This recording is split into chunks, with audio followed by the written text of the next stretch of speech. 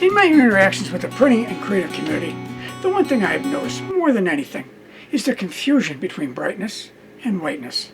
It is clear the creative community clearly focuses on brightness, never giving much thought, at least I don't think, about paper whiteness. Well, let's see what the differences are between brightness and whiteness. Hi, I'm Jim Kohler, Slavamo's paper professor, and I'm going to explain the differences between brightness and whiteness and why both are very important to the look of the printed sheet. So let me hit the road to talk about the differences, and when I'm back, I'll see you right here at the end. One thing is for sure, brightness is not the same as whiteness. So what's the difference?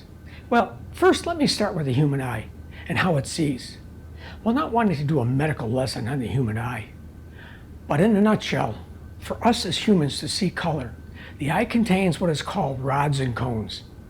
Now the rods are sensitive to light and don't really see color. This means that under low light or other lighting conditions, only the rods contribute to vision.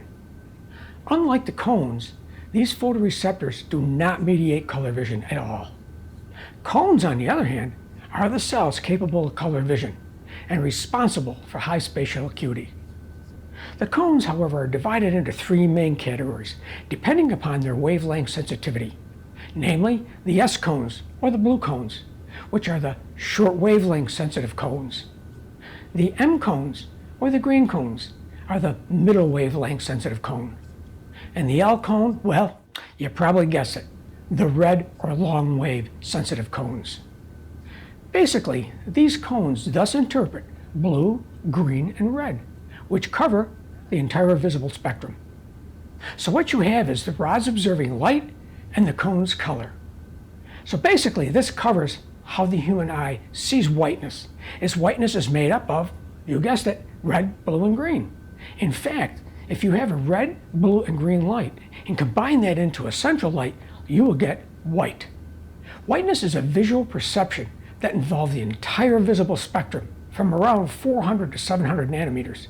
Yellow, for example, sits between red and green in this spectrum. So when we see yellow, it's the red and green cones to blend, if you will, to see yellow, as again, yellow sits between the red and green in the spectrum. Some episode, I'll explain why the eye doesn't really see magenta, but the brain does. All this means is that whiteness is the quality of light, which actually refers to the shade of the substrate.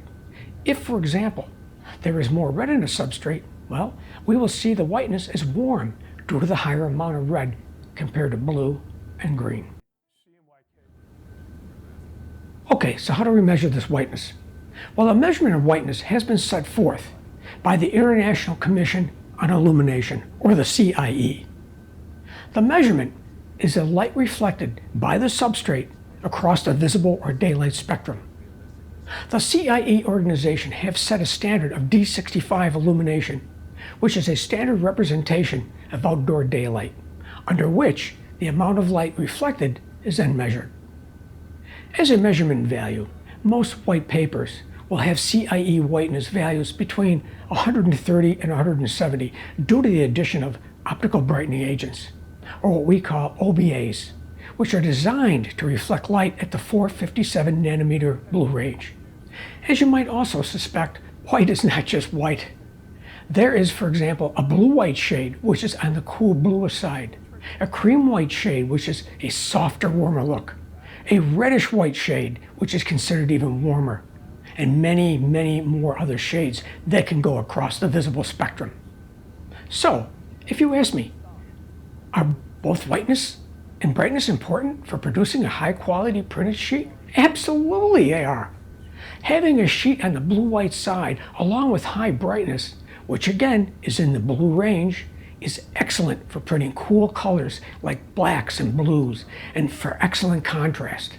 Believe it or not, those cones I discussed earlier actually perceive the blue whites to be actually brighter than they really are. On the other hand, warm whites reflect more in the reddish spectral range and are great for printing warm colors, flesh tones, and for the ease of reading.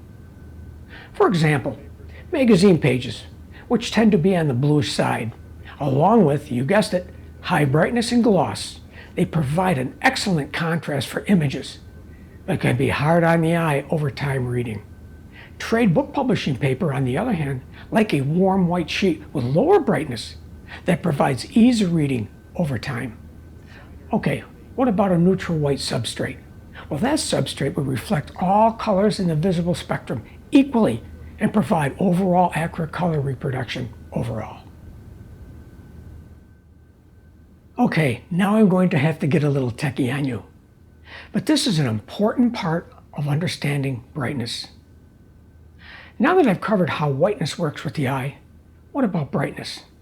Remember, whiteness again is viewed by the eye looking at the entire visible spectrum.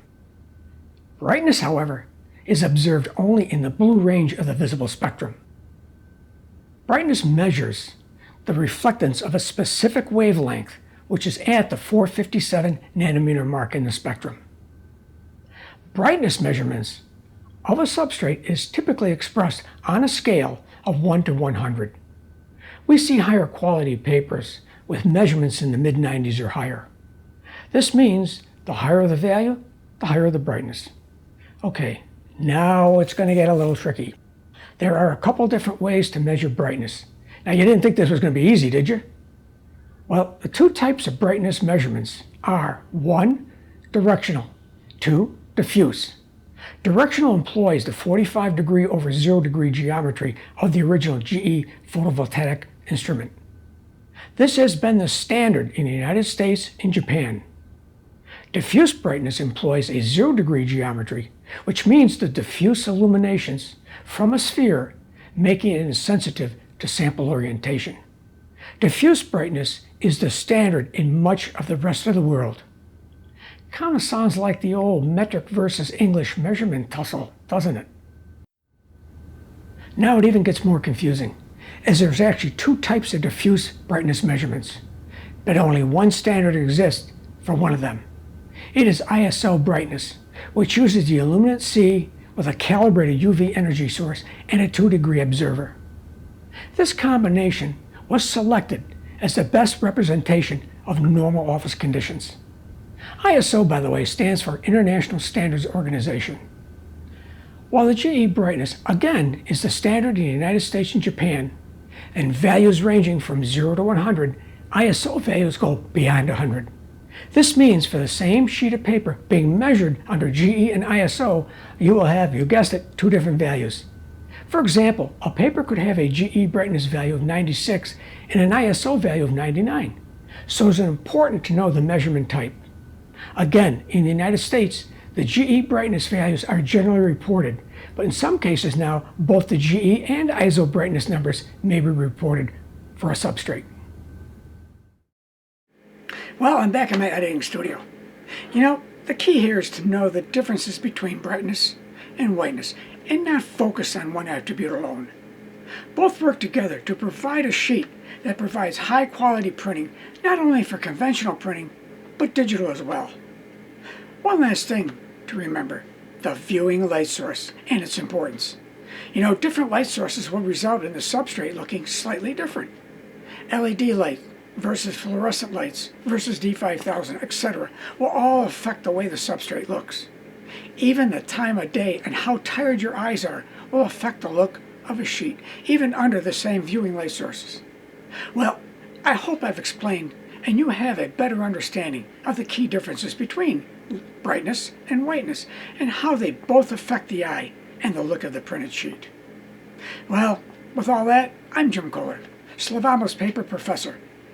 Hey, and don't forget to subscribe to this YouTube channel so you get all the past, latest, and future episodes. So with all that, I sure hope to see you in the next Paper Professor episode.